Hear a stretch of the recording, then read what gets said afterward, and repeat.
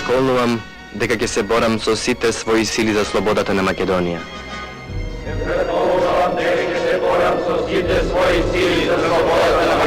И дека ќе го дадам и својот живот ако треба во борбата за целите на организацијата.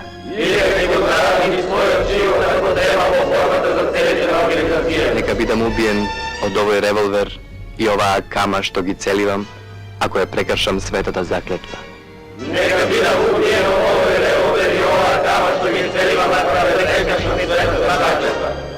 Слобода или смрт? Слобода или смрт?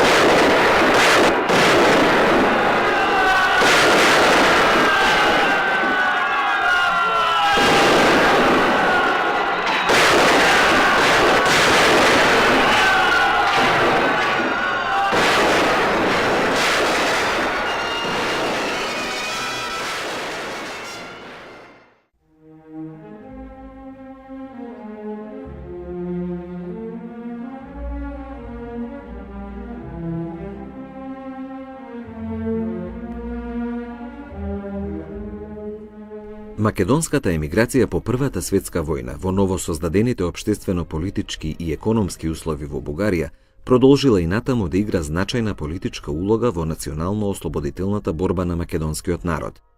Наоѓајќи се во состојба на присилна одвоеност од својата татковина, македонската емиграција и во новите тешки услови во Бугарија ги пројавувала своите национални и револуционерни стремежи. Таа не го признавала распарчувањето на Македонија меѓу соседните држави и покажувала силна желба за постигнување на нејзина државно-политичка независност. Главни револуционерни македонски организации кои нелегално действувале во границите на Бугарија биле ВМРО Автономистичка на Тодор Александров, Македонска федеративна револуционерна организација, ВМРО Михајловистичка, ВМРО Протогеровистичка и Македонската младинска тајна револуционерна организација.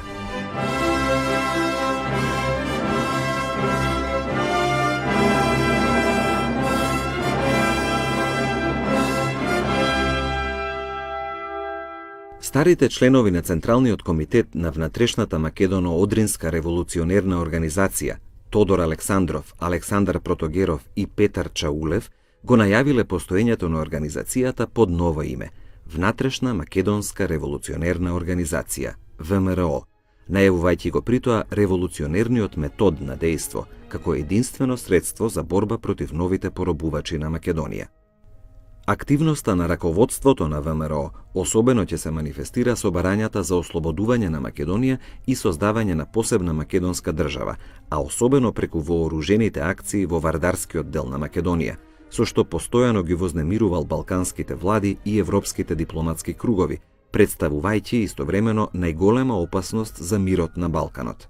Во својот прв мемоар, испратен до председателот на Париската мировна конференција од 1 март 1919, ВМРО им дала на знаење на европските сили победнички во војната дека за да има мир и спокојство на Балканот, потребно е Македонија да се зачува неподелена и во никој случај да не се остави под власта на Србија и Грција, најавувајќи го своето револуционерно действување со заканата дека нема да има мир на Балканот доколку не бидат прифатени нејзините барања.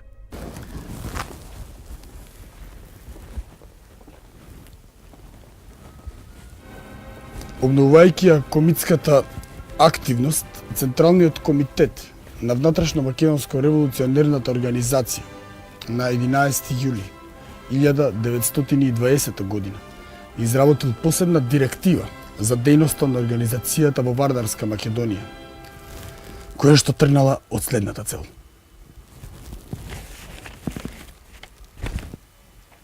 Целта на организацијата останува иста – извојување на слобода под форма на автономија или независност на Македонија во своите етнографски и економски граници.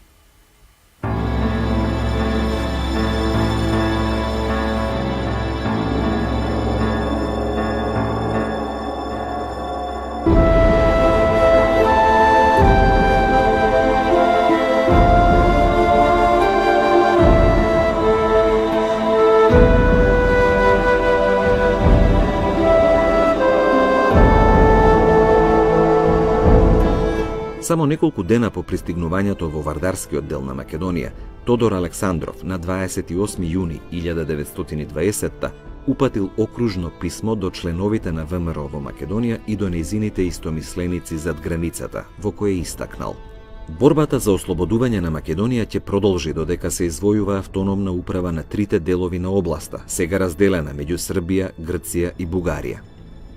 Таа цела, обединета, независна или автономна Македонија може да биде ставена под покровителство на Советот на Друштвото на народите или на една од големите сили, негови членови, или дури може да влезе во Југословенската држава како рамноправен член во Федерацијата, ако србите го прифатат федеративното управување во новата држава.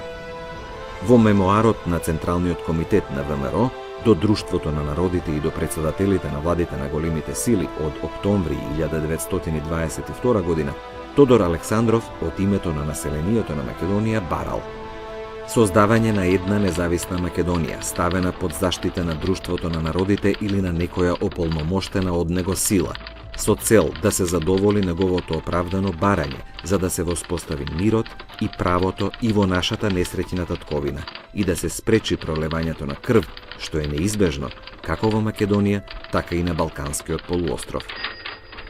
Во започнатите преговори со представниците на Советскиот сојуз и со Коминтерната од средината на 1923 година, Тодор Александров со цел да ги изложи основните начела на ВМРО во понатамошните средби во декември 1923 година изготвил проект за спогодба помеѓу ВМРО и Руската Советска република.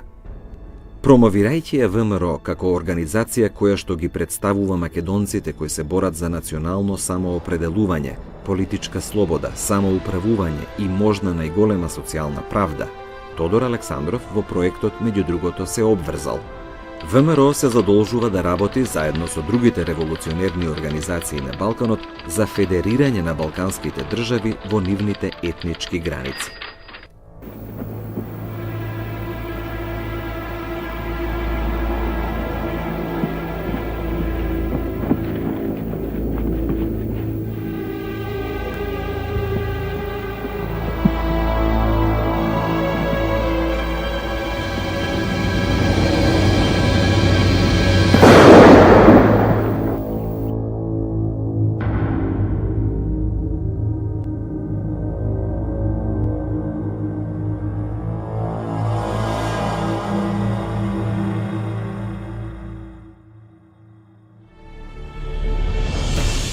Од почетокот на 1924 година па до убиството на Тодор Александров на крајот на август истата година, мощне присутни се неговите залагања за обединета, самостојна и независна Македонија. Во манифест до македонскиот народ, до организираното револуционерно население во Македонија и до македонските револуционери, донесен на 6 мај 1924 година, Централниот комитет на ВМРО изјавил дека таа се бори и ќе се бори со сите средства на револуционерната борба за ослободување и обединување на распарчените делови на Македонија во една целосно независна и самостојна политичка единица во нејзините природни, географски и етнографски граници, за демократизирање на соседните на Македонија балкански држави и нивно сојузување во една Балканска федерација, која единствено може да го гарантира политичкото постоење на независна Македонија и независноста на другите балкански народи. Во последниот дипломатски настап пред светската политичка јавност, Тодор Александров во меморандумот на Централниот комитет на ВМРО до Друштвото на народите и до владите на сите држави од август 1924 година ги уверувал големите сили дека ВМРО ќе биде првата која што ќе го поздрави пресвртот во внатрешната политика на Југославија во однос на Македонија. Ќе биде среќна да соработува како легална партија за заздравувањето и развитокот на една федерална југословенска држава, во која Македонија ќе се вклучи како верен член. А што се однесува до методите за остварување на крајната цел за ослободување на Македонија и создавање на посебна држава, тие главно биле вооружена борба со комитски чети и акции и легална борба со политички средства, слободни избори и право на создавање на македонски политички партии. Средствата и методите што почнала да ги применува автономистичката ВМРО на Тодор Александров наишле на отворени несогласувања и отпори од страна на одделни револуционерни сили во редовите на македонската емиграција. Спротивностите и идејните превирања во самата организација нараснале со подпишувањето на Тиранскиот протокол на 1 декември 1921 во Тирана од страна на членот на Централниот комитет на ВМРО Александар Протогеров со раководството на Македонската емигрантска федеративна организација на чело со доктор Филип Атанасов. Протоколот бил подпишан со желба за обединување на македонските револуционерни сили и започнување на заедничка револуционерна дејност во Македонија, со основање база во Албанија за Западна Македонија, а со цел дејствување на ВМРО за независност на целосна Македонија.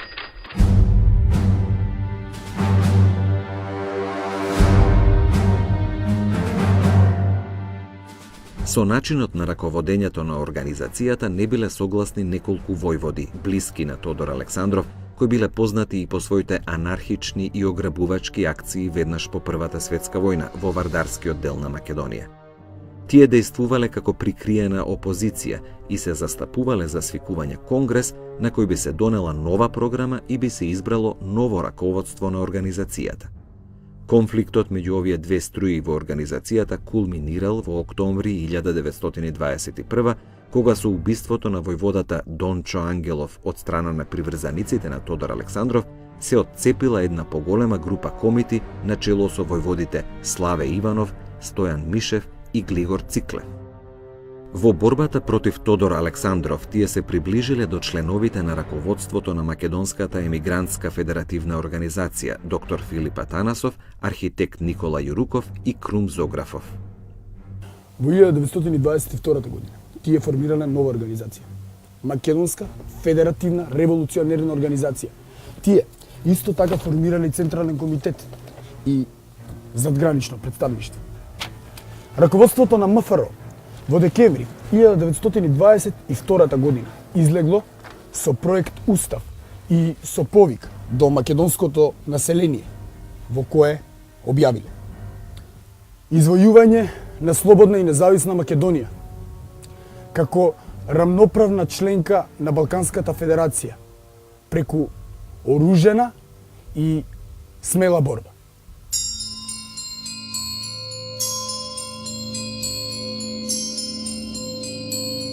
Раководството на Македонската федеративна револуционерна организација тесно соработувало со земјоделската влада на Александар Стамболиски, а во недостиг на материјални средства стапило во контакт со дипломатските представници на кралството на СХС во Софија. При тоа бил постигнат договор за давање средства на МФРО за водење борба против автономистичката ВМРО, дозволување премин на федералистички чети на територијата на кралството на СХС, продолжување на борбата против ВМРО и за давање амнестија за сторените дела за време на Првата светска војна. Борбата меѓу приврзаниците на МФРО и автономистичката ВМРО во текот на 1922 година се пренела на територијата на Вардарска Македонија. Во средината на јуни 1922 бројот на комитите припадници на федералистичките чети што преминале во Вардарска Македонија изнесувал 160 луѓе. Во мај 1922 година четите на МФРО се зацврстиле во Неврокоп и во Ќустендил, претворувајќи ги во најголеми центри на федералистичкото движење во Бугарија и најголеми упоришта против политиката на автономистичката ВМРО. Во октомври 1922 година автономистичките чети на ВМРО го нападнале Неврокоп и ги протерале федералистичките чети на чело со Тодор Паница. Во декември истата година четите и милицијата на автономистичка ВМРО, предводени од војводите Панчо Михајлов и Иван Врло, го окупирале Ќустендил и ги протерале федералистите и од овој град.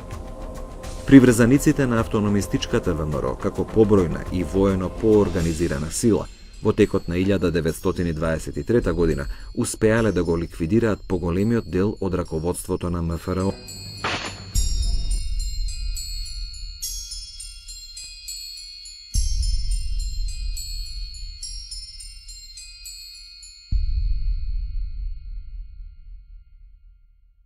Во пролетта 1923 војводите Стојан Мишев и Глигор Циклев преминале во Вардарскиот дел на Македонија и се ставиле на располагање на државните власти на кралството на СХС во борбата против автономистичките чети на ВМРО и во тероризирањето на македонското население.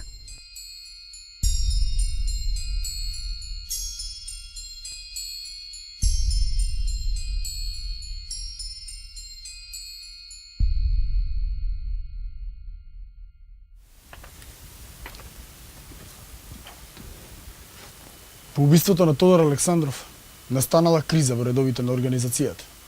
Покрај уставно избраните членови на организацијата, на Централниот комитет на внатрешно-македонско револуционерната организација, Александар Протогеров и Петар Чаулев, во организационите работи директно се вклучил и Иван Михајлов, кој се прогласил за наследник на Тодор Александров и нов вожд на организацијата.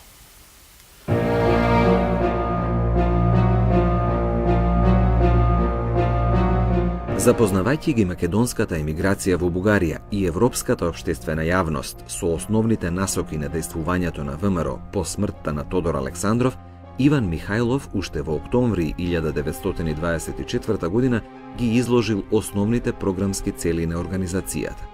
Единствена и независна цела Македонија со седиште во Солун.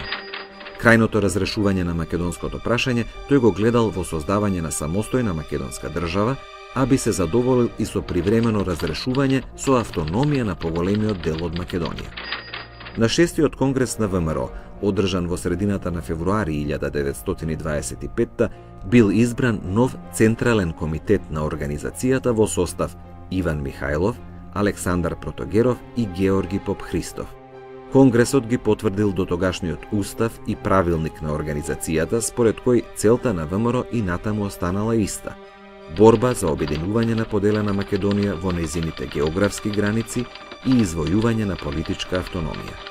Според правилникот на ВМРО, организацијата ја раководел Централниот комитет, составен од 3 нелегални членови, рамноправни и еднакво одговорни.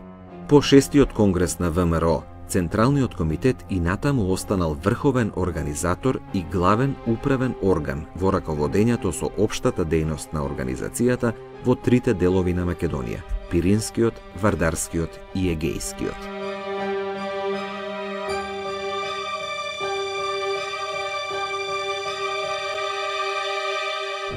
Второ највисоко тело на ВМРО било задграничното представништво. Според правилникот на ВМРО, членовите на задграничното представништво се назначувале од Централниот комитет за извршување на задгранична работа на организацијата, односно да го издигнат престижот на организацијата пред надворешниот свет.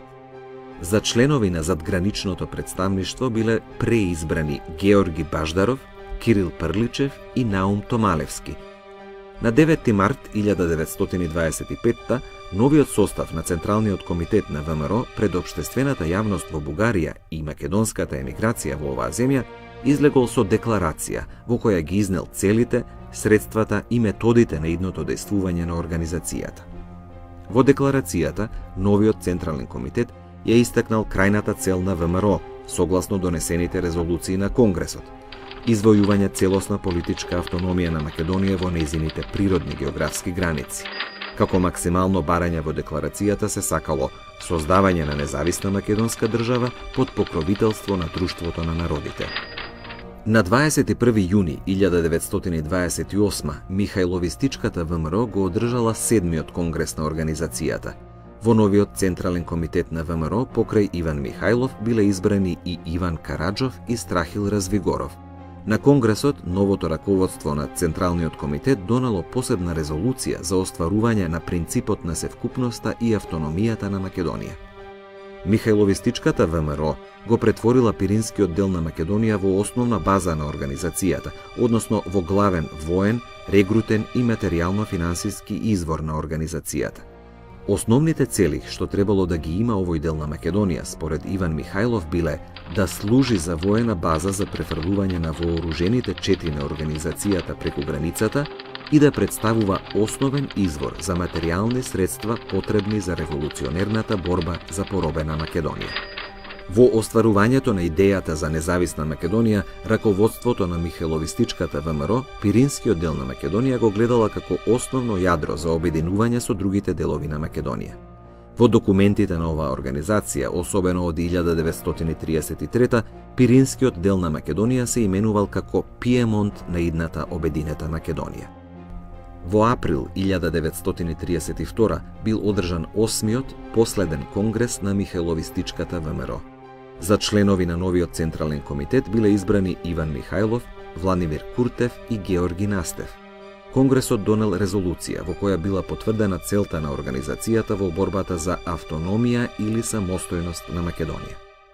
Од 12 до 14 февруари 1933 раководството на Михаеловистичката ВМРО организирала голем македонски собир во Горна Џумаја. На собирот била донесена декларација во која било истакнато барањето за оспособување на Македонија во одделна самостојна политичка единица во своите природни и географски граници. Со воениот преврат на 19 мај 1934 година, действувањето на Михаеловистичката внатрешно македонско револуционерна организација било забрането во границите на Бугарија.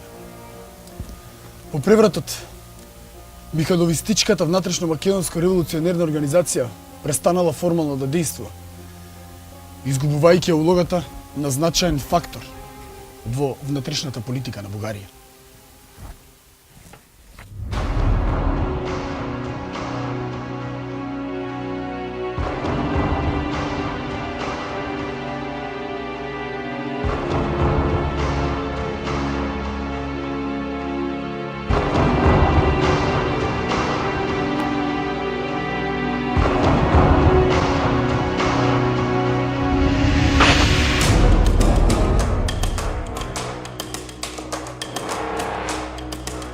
Во јуни 1928 година, по убиството на членот на Централниот комитет на ВМРО Александар Протогеров, ВМРО се поделила на две струи – Михаеловистичка и Протогеровистичка ВМРО. На страната на Протогеровистичката струја, покрај членот на Централниот комитет на ВМРО Георги Попхристов и резервниот член Петар Шанданов, членовите на задграничното представништво Георги Баждаров, Кирил Прличев, Наум Томалевски и нејзиниот резервен член Ангел Узунов застанале и истакнати постари дејци на ВМРО, војводи, новинари и публицисти. Во средината на македонската емиграција во Бугарија, Протогеровистичката ВМРО единствено имала влијание кај Охридското, Битолското, Крушевското и Струмичкото братство, а во градовите само во Варна македонската емиграција била на нејзина страна. Протогеровистичката ВМРО продолжила да го поддржува традиционалниот начин на действување преку четништво, не прифаќајќи ја новата тактика на Иван Михајлов преку атентати. Немајќи поддршка кај македонската емиграција во Бугарија, таа немала ниту сили, ниту средства да организира поголеми чети, не само во Вардарскиот, туку и во Пиринскиот дел на Македонија, ограничувајќи се само на своите приврзаници околу раководството во Софија, каде била незината основна база. Во 1933 Протогеровистичката ВМРО во Софија располагала со над 40 групи со околу 150 души терористи. Во периодот од убиството на Александар Протогеров до распуштањето на организацијата во 1934, Михаеловистичката ВМРО и нанела голем удар на кадровската база на протогеровистите, ликвидирајќи ги нивните наистакнати представници. Во август 1931 Протогеровистичката ВМРО го одржала својот прв и единствен конгрес, на кој за членови на Централниот комитет биле избрани Петар Шанданов, Петар Трајков и Крстан Поптодоров. Во борбата за извојување слободна македонска држава, Протогеровистичката ВМРО останала приврзаник на традиционалната цел и уставната определба на организацијата за извојување автономна Македонија.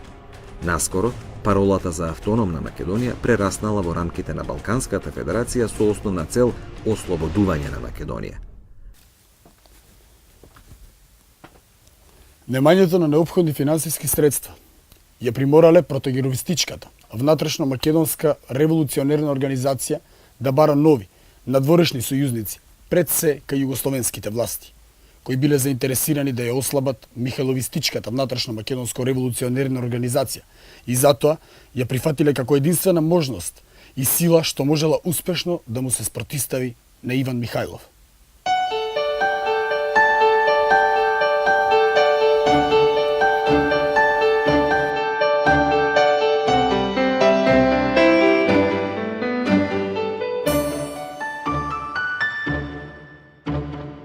Тргнувајќи од новата стратегија за пошироко опфаќање на интелигенцијата во градовите во Вардарска Македонија, а заради нејзино одржување и воспитување во револуционерен дух, Централниот комитет на ВМРО веднаш по 6-тиот конгрес во 1925 година пристапил кон формирање на младински и студентски организации, така наречени Македонска младинска тајна револуционерна организација. Вакви организации биле формирани во поголемите градови, а нивна главна улога била организирање на пропагандната и информативно-разузнавачката служба за потребите на ВМРО и дејствување во одбрана на асимилаторските стремежи на великосрпскиот државен режим. Мрежата на Македонската младинска тајна револуционерна организација во Вардарскиот дел на Македонија, Централниот комитет на ВМРО ја организирал на 4 централни петорки во Скопје, Битола, Охрид и Штип. Во овие градови се формирале окружни петорки, составени од 5 члена, начело со раководител Петар. За реализирање на целите на оваа организација, Централниот комитет на ВМРО изработил и посебна инструкција за разузнавање на Македонската младинска тајна револуционерна организација. Според инструкцијата, секој член требало да биде разузнавач и да ги извршува наредбите што му се давале за разузнавање од неговиот Петар. Освен 4 главни петорки во Скопје, Битола, Охрид и Штип, во Вардарскиот дел на Македонија биле создадени 40 петорки со околу 190 организациони члена, а вкупниот број на членовите на Македонската младинска тајна револуционерна организација изнесувал околу 600 души. Во почетокот на јуни 1927 година, соопштењето на раководството на Македонската младинска тајна револуционерна организација било прекинато функционирањето на овие младински организации, со што бил ставен и крајот на нивното действување на Вардарскиот дел на Македонија.